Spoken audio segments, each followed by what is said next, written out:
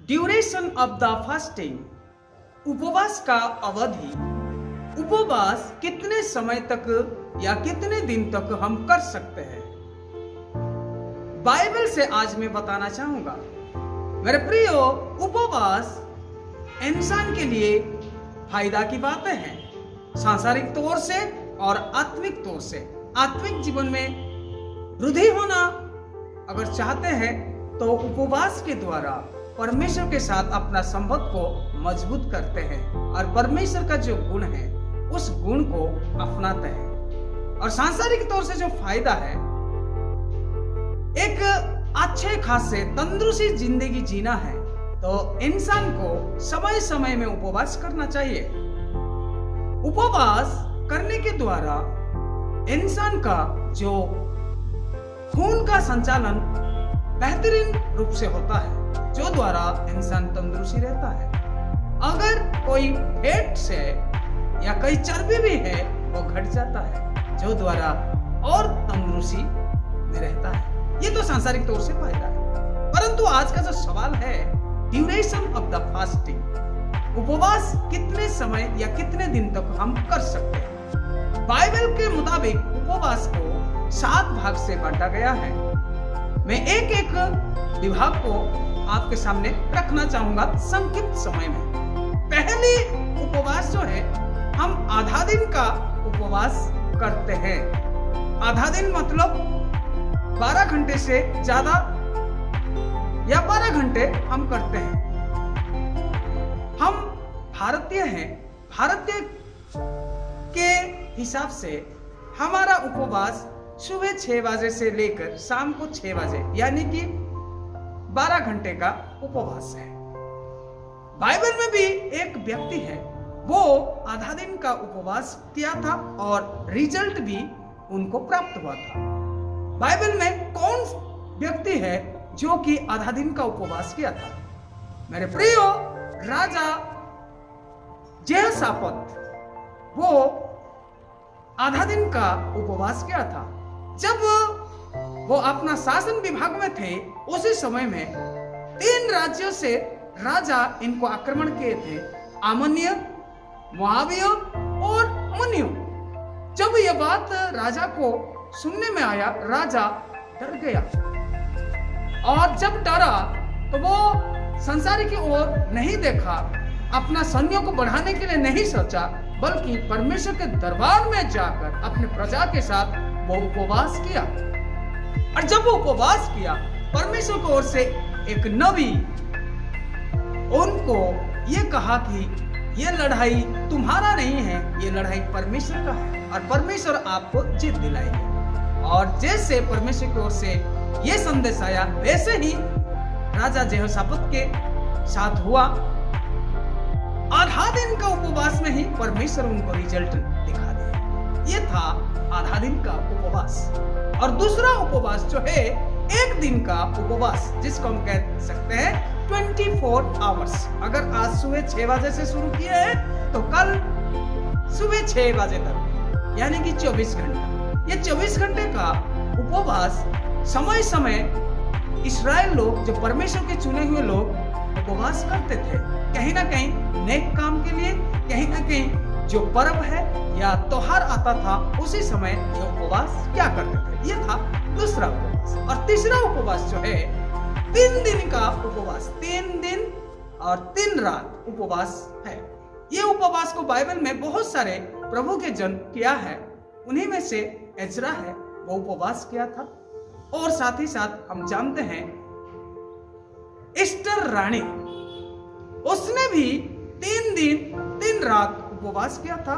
Ester रानी उपवास करने का मकसद, उद्देश्य हम जानते हैं कि अपने लोग यानी कि एस्टर के जो वंश जो है, यहूदी वंश से लोगों को मारने के लिए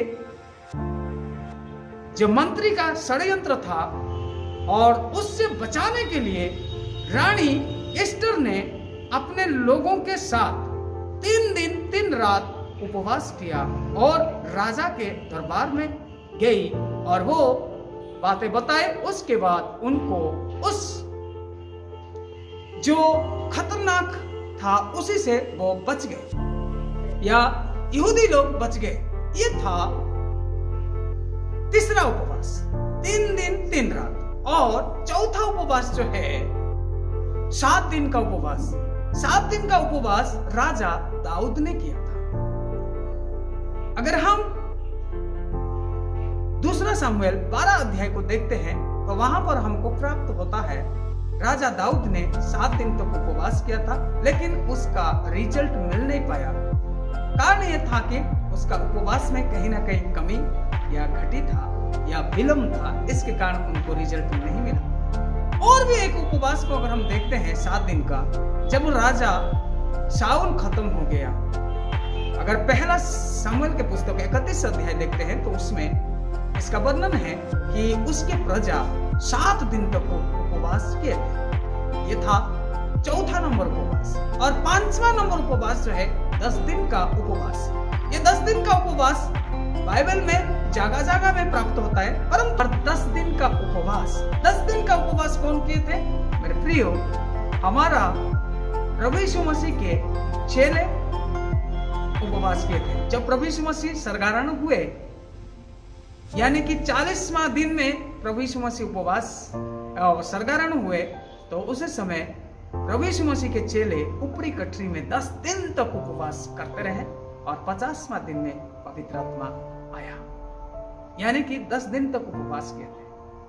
और 6ठा नंबर उपवास जो है 21 दिन का उपवास है। 21 दिन का उपवास है।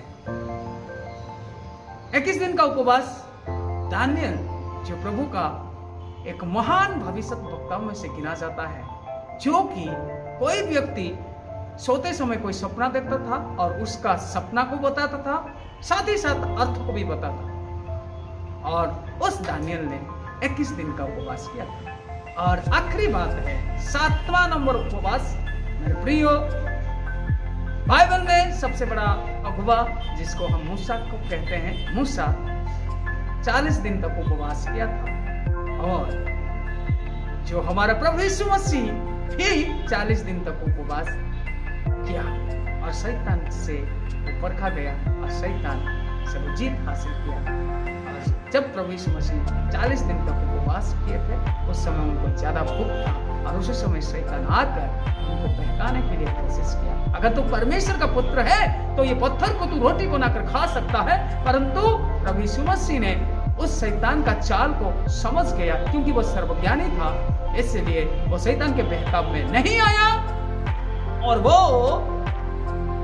शैतान से मुकाबला करते हुए कहा कि मनुष्य केवल रोटी से जीवित नहीं रहता, बल्कि परमेश्वर के मुख निश्चित वचन से जीवित रहता है। और शैतान हार गया। यह है 7 उपवास है। पहला उपवास आधा दिन का, दूसरा उपवास 1 दिन का, तीसरा उपवास 3 दिन का, चौथा उपवास 7 दिन का, 5वां उपवास 10 दिन का और 6ठा उपवास 21 दिन का और 40 दिन का उपवास। मेरे प्रियो, जब भी हम उपवास करते हैं, परमेश्वर के अगुवाई प्राप्त करते हुए करें। हालांकि मेरे प्रियो, कोई ज्यादा दिन करने के लिए कोशिश करते हैं और बाद में बीमारी में पड़ जाते हैं। परमेश्वर के बिना अगुवाई से ज्यादा दिन का उपवास ना करें। ये मेरा आप लोगों के लिए विशेष एडवाइस है। प्रभु आपको इस वचन के द्वारा आशीष करे। आमीन। Praise the Lord. May God bless.